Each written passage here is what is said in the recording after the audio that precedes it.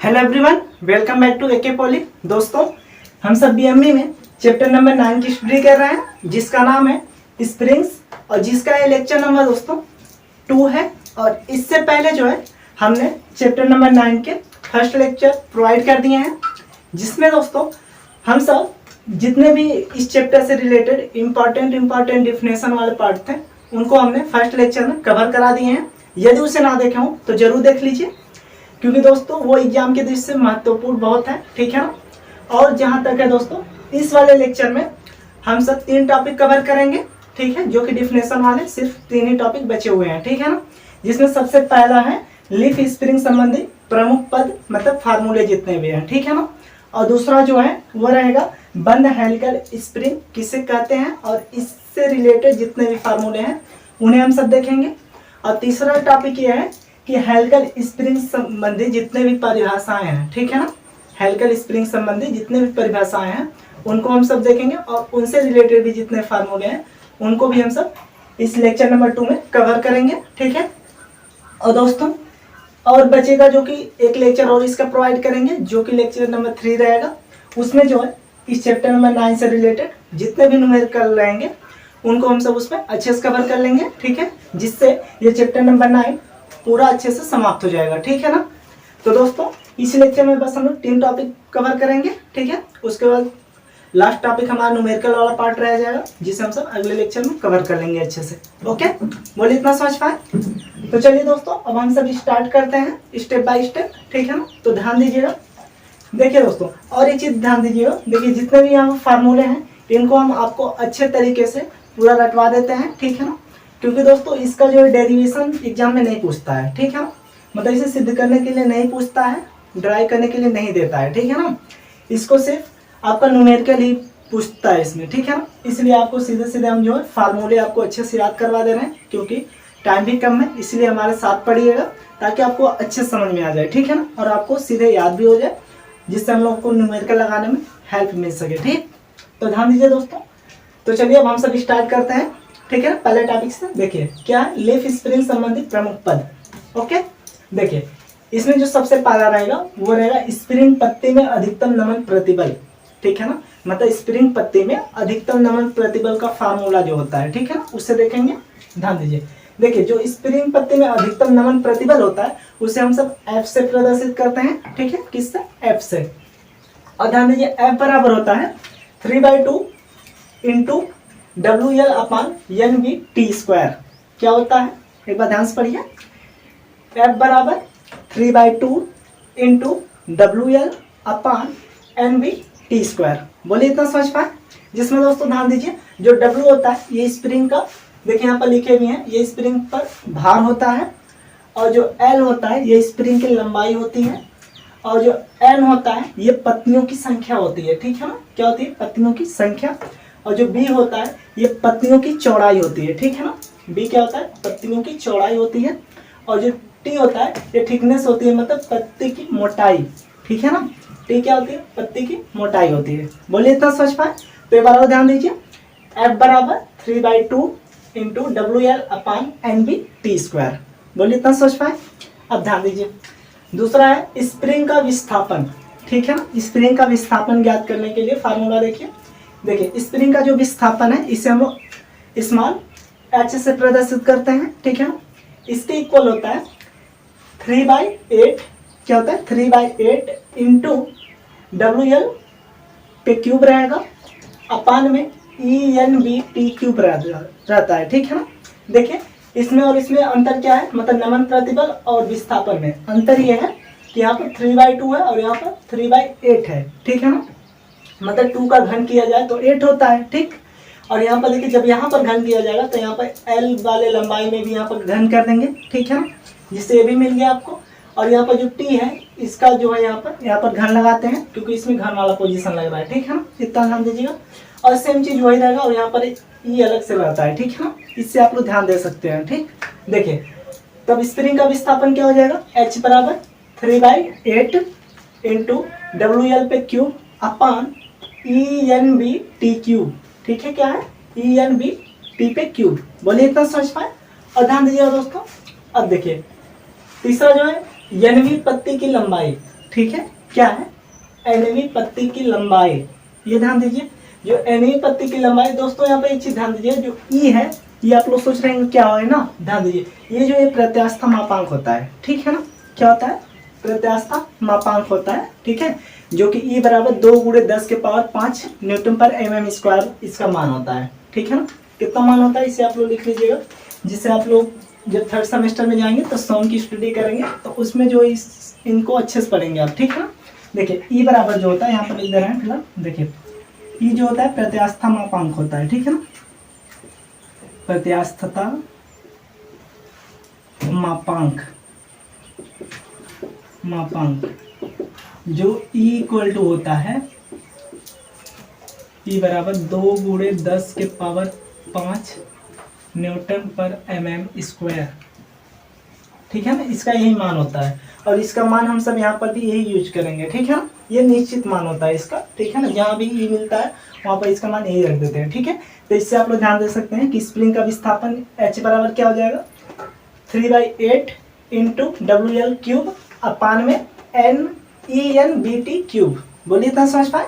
अब ध्यान दीजिएगा, एनवी पत्ती की लंबाई, ठीक है ना, क्या है, एनवी पत्ती की लंबाई, जिसे हम सब ln से प्रदर्शित करते हैं, ठीक है ना, किससे, ln से प्रदर्शित करेंगे और ln बराबर होता है L-2a, क्या, L-2a कोष्टक में n-1, ठीक है, ध्यान दीजिए, ln बराबर होगा L-2a कोष्टक में n-1, ठीक है, जहां पर दोस्तों जो a है, a बराबर यहाँ पर माना जाता है L/2n, ठीक है ना, L/2n माना जाता है, ठीक है ना, जो यहाँ पर a है इसका मान होता है, ठीक है, इतना ध्यान दीजिएगा, a बराबर L/2n, जहाँ पर जैसे न्यूमेरिकल में पूछता है तो वहाँ पर जिसका मान मिलेगा वहाँ पर मान लीजिए ऐसे यदि मिल रहा है, इन सभी का मान मिल रहा है, मान लीजिए a का मान दिया हुआ है तब तो मान लीजिए इसी फार्मूले से ड्राइव हो जाएगा।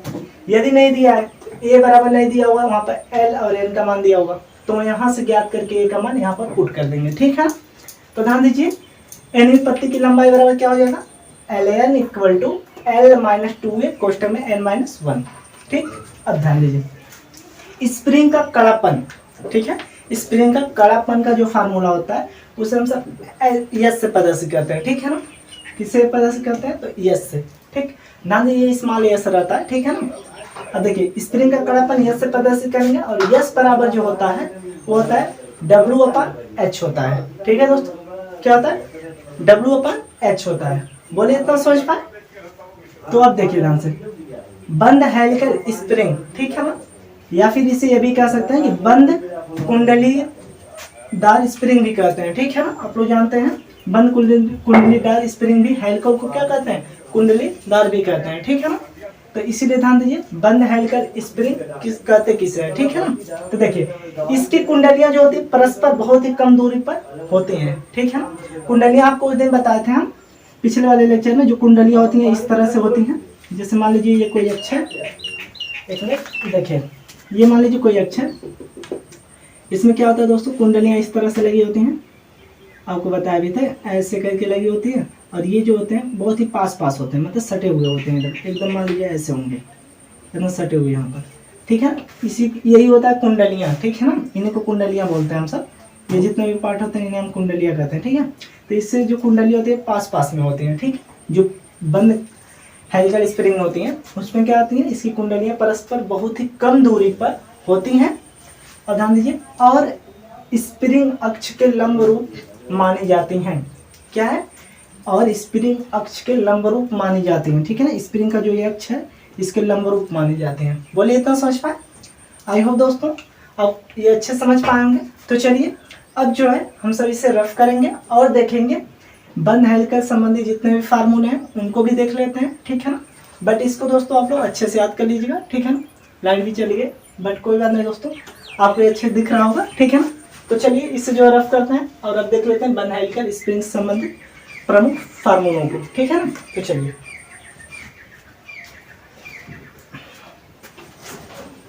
तो चलिए दोस्तों अब हम सब देख लेते हैं बंद हेलिकल संबंधी प्रमुख फार्मूलों को, ठीक है ना।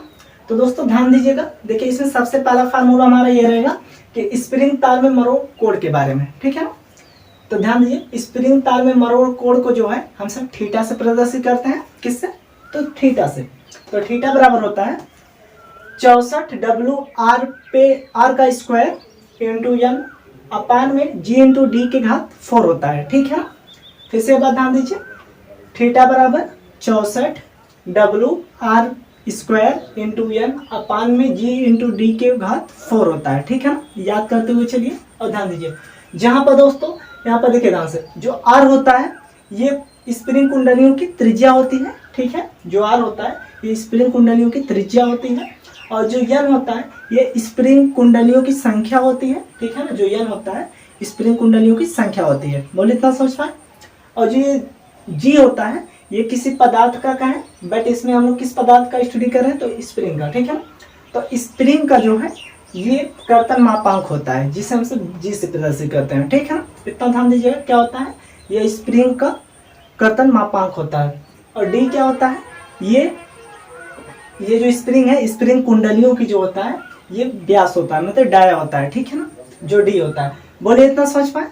तो दोस्तों यहाँ पर देखिए हम वैसे लिख भी दिए हैं, जहाँ R बराबर स्प्रिंग कुंडलियों की त्रिज्या होती है, D बराबर स्प्रिंग तार का व्यास होता है, और यह स्प्रिंग में कुंडलियों की संख्या होती है, और G पदार्थ का कर्तन मापांक होता है। ठीक है ना, यहाँ से भी आप लोग देख सकते हैं। बट दोस्तों इसे याद करिए, देखिए थीटा इक्वल टू क्या हो जाएगा, 64 WR स्क्वायर इंटू एन अपान में G D के पावर 4।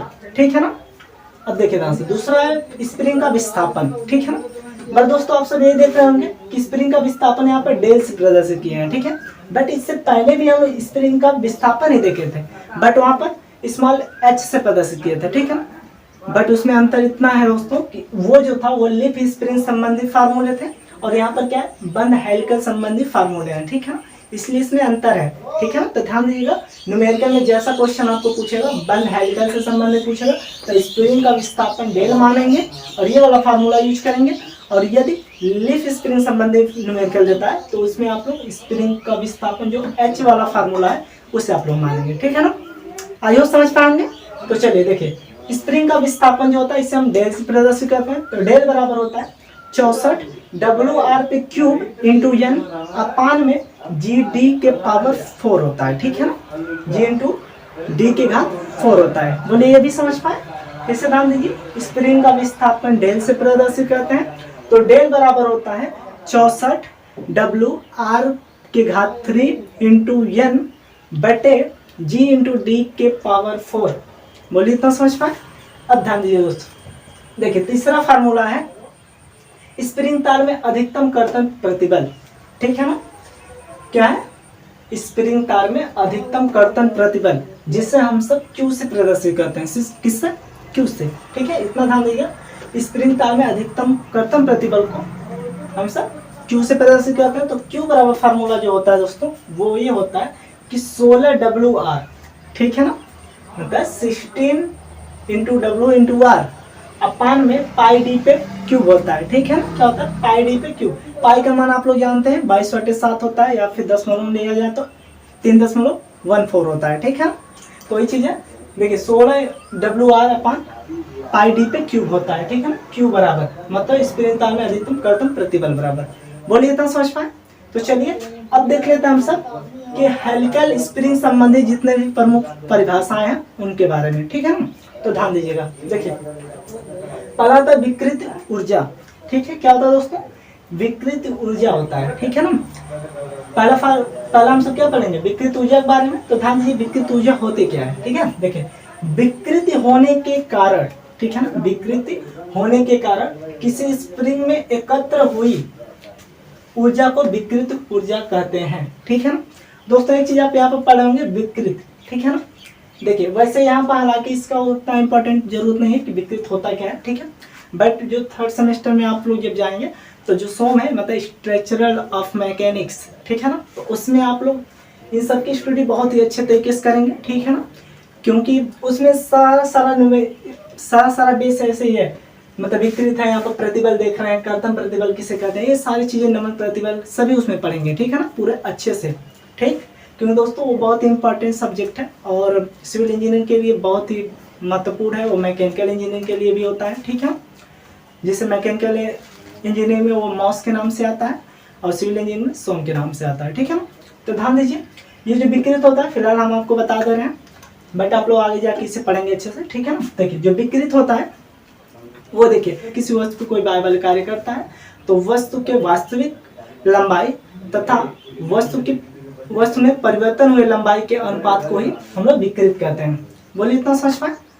तो दोस्तों यही होता है विकृत, ठीक है ना, मतलब परिवर्तन है लंबाई बट्टे वास्तविक लंबाई, ये इसका फार्मूला होता है, ठीक है ना।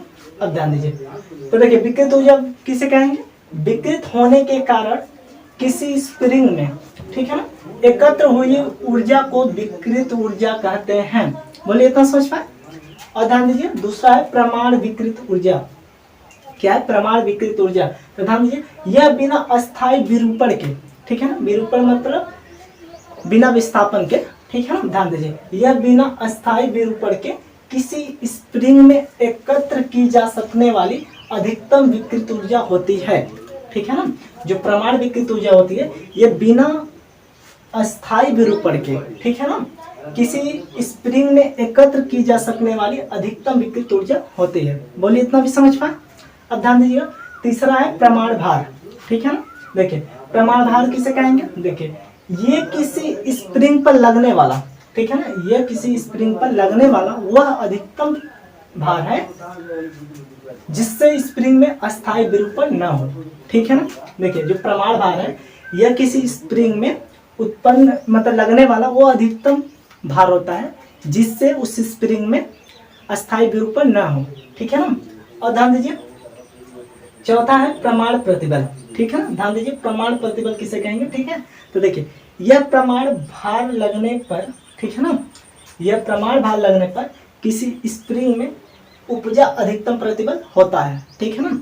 यह प्रमाण भार जब लगता है, ठीक है ना, किसी स्प्रिंग पर जब प्रमाण भार लगता है तो उस कंडीशन में जो प्रतिबल उत्पन्न होता है उसे हम प्रमाण प्रतिबल कहते हैं, ठीक है ना। ऐसे आप लोग याद कर सकते हैं। बोलिए इतना समझ पाए। तो चलिए दोस्तों चार और हैं उन्हें भी देख लेते हैं, जो कि पांचवा है कड़ापन, ठीक है ना, उन्हें भी देख लेते हैं। तो चलिए रफ करते हैं, थोड़ा सा है वो बल्कि उसमें सारे मतलब फार्मूले वाले अब हैं, ठीक है ना, ऐसे डिफिनेशन नहीं है इतना, बट फार्मूले हैं सबका, ठीक है ना। चलिए उन्हें देख लेते हैं, इसे रफ करते हैं। ओके तो चलिए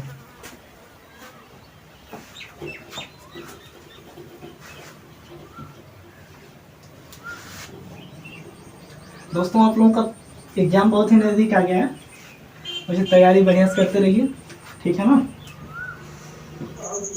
तो चलिए दोस्तों अब हम सब देख लेते हैं, जो कि पांचवा है कड़ापन, ठीक है ना। तो ध्यान दीजिए, देखिए जो कड़ापन होता है वो किसे कहते हैं, देखिए स्प्रिंग में इकाई, ठीक है ना, स्प्रिंग में इकाई विस्थापन के लिए आवश्यक भार को उसका कड़ापन कहते हैं, ठीक है ना। ध्यान दीजिए फिर से, जो कड़ापन होता है वह स्प्रिंग में इकाई विस्थापन के लिए, ठीक है ना, क्या है, स्प्रिंग में इकाई विस्थापन के लिए जो आवश्यक भार होता है उसका कड़ापन कहलाता है। बोलिए इतना समझ पाए। और ध्यान दीजिए दोस्तों जो कड़ापन होता है इसे जो है स्मॉल एस से प्रदर्शित करते हैं, ठीक है। देखिए एस बराबर होता है W/del, ठीक है ना, जिसमें आप लोग इससे पहले जो है लिफ्ट वाला आपको बता रहे थे जब, तो लिफ्ट वाले में भी कड़ापन था, ठीक है ना, जो लिफ्ट स्प्रिंग था उसमें भी कड़ापन आपने पढ़ा था, बट उसमें एस से प्रदर्शित किया जा रहा था स्मॉल, इसके बराबर लेकिन हो रहा था W/H, ठीक है ना, मतलब भार अपान जो स्प्रिंग का विस्थापन था, तो उसमें क्या था, लीफ स्प्रिंग में जो विस्थापन था स्प्रिंग का उसे हम लोग H से प्रदर्शित कर रहे थे, ठीक है ना। तो उसमें क्या होता था W/H हो जाता था, ठीक है। बट इसमें जो है मतलब बंद हेलिकल स्प्रिंग में जो है हम सब किससे प्रदर्शित कर रहे हैं, इसमें जो है हम सब जो स्प्रिंग का विस्थापन है उसे हम लोग डेल से प्रदर्शित कर रहे हैं, ठीक है ना। तो सेम वही कंडीशन है दोस्तों, जब बंद हेलिकल से संबंधित कोई भी क्वेश्चन पूछेगा उसमें स्प्रिंग का विस्थापन मतलब कड़ापन यदि दिया रहे, ठीक है, तो क्या करेंगे भार बटे स्प्रिंग का विस्थापन लगाएंगे मतलब डेल, ठीक। और जब भी लिफ्ट से संबंधित पूछा जाए तो भार अपान H हो जाएगा, मतलब W/H मतलब भार अपान स्प्रिंग का विस्थापन वहां पर वो हो जाएगा, ठीक है। बोलिए इतना समझ पाए, ये इसमें अंतर है, ठीक, ध्यान दीजिए। तो देखिए कड़ापन क्या हो गया S बराबर W/del, बोलिए इतना समझ पाए। अब ध्यान दीजिए छठवां है स्प्रिंग इंडेक्स के बारे में, ठीक है, स्प्रिंग इंडेक्स के बारे में। देखिए जो स्प्रिंग इंडेक्स होता है इसे हम लोग C से प्रदर्शित करते हैं, ठीक है ना, किससे, C से। अब देखिए C बराबर होता है D/, स्मॉल डी, ठीक है ना। क्या होता है कैपिटल डी अपन स्मॉल डी। जहाँ पर जो कैपिटल डी होता है ये दोस्तों होता है स्प्रिंग में कुंडलियों का औसत व्यास होता है, ठीक है ना। क्या होता है स्प्रिंग कुंडलियों में जो औसत व्यास होता है उसे हम लोग स्मॉल कैपिटल डी से प्रदर्शित करते हैं। और स्मॉल डी जो होता है वो स्प्रिंग तार का व्यास होता है, ठीक है ना।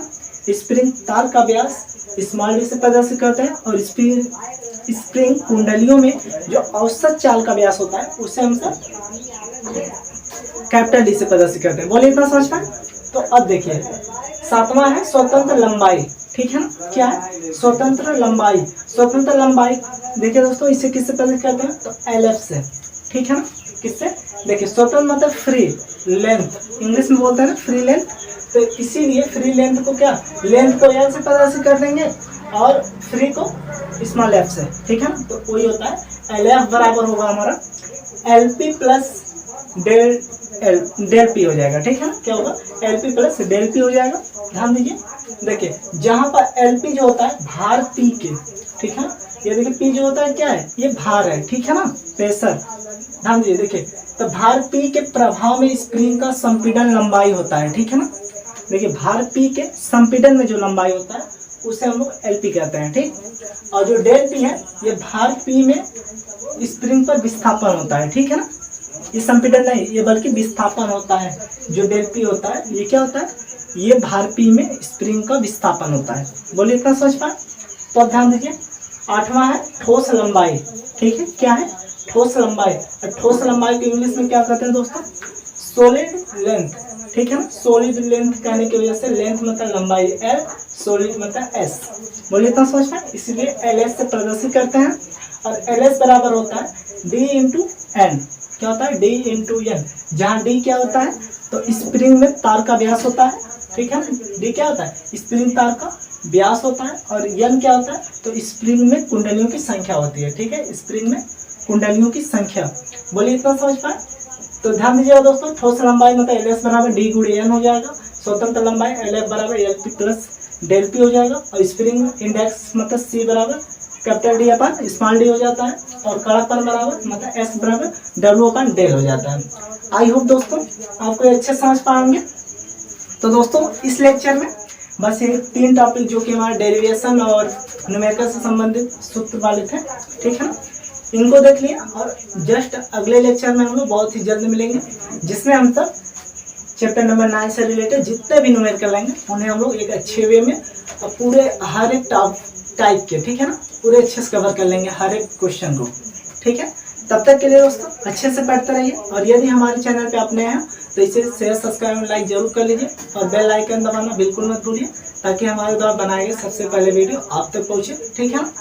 तो दोस्तों आई होप आप हमारी बातों को अच्छे समझ पाएंगे क्योंकि दोस्तों आपका सपोर्ट की हमारी बहुत ही ज़रूरत है, ठीक है ना। तो इसीलिए दोस्तों आपको यदि हमारा लेक्चर अच्छा लगे तो इसे शेयर सब्सक्राइब और लाइक करना बिल्कुल मत भूलिए, ठीक है। तब तक के लिए अच्छे से पढ़ते रहिए। जय हिंद, बाय बाय, टेक केयर।